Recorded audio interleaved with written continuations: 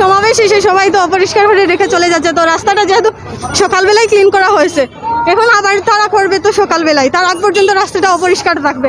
তো যেহেতু আমরা সবাই এখানে অনেক মানুষ আছি, সবাই স্লোগান দিচ্ছি, বাংলাদেশের বিজয়ের উল্লাস করছি, কিন্তু উল্লাস করতে গিয়ে অপরিষ্কার জায়গাটা রেখে যাই, তাহলে কি প্রমাণ করে গেলাম কোথায় বাংলাদেশ স্বাধীন হলো?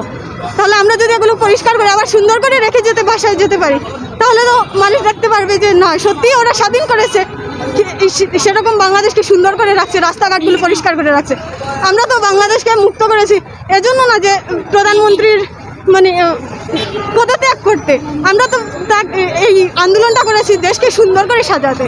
তাহলে আমরাই তো এগুলো করতে হবে, অন্য কারোর অপেক্ষা করার দরকার নেই। আমরা নিজেরাই যদি শুরু করে প্রত্যেকে যদি একটা করে ময়লা আবর্জনা নির্দিষ্ট জায়গায় রেখে দিই, তাহলে তো আর পুরো রাস্তাটাই ক্লিন হয়ে যায়।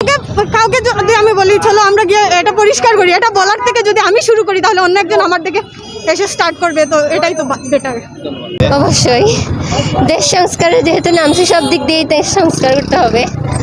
আর যেহেতু আমরা এখানে সমাবেশ করছি, এখানে অনেক অপরিচ্ছন্নতা হয়েছে, আমাদের পরিষ্কারের দিকটাও আমাদের আর আমার এক ছোট বোন আর কি মিলে কাজ করতেছি। এখন ঝাড়ু নাই, ঝাড়ু একটাই, এই জন্য আমি ঝাড়ু দিতেছি, ও তুলতেছে।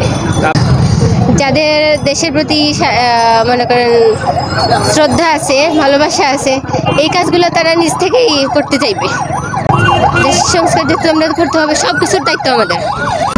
আমরা দুর্নীতিমুক্ত একটা সুন্দর পরিষ্কার বাংলাদেশ চাই।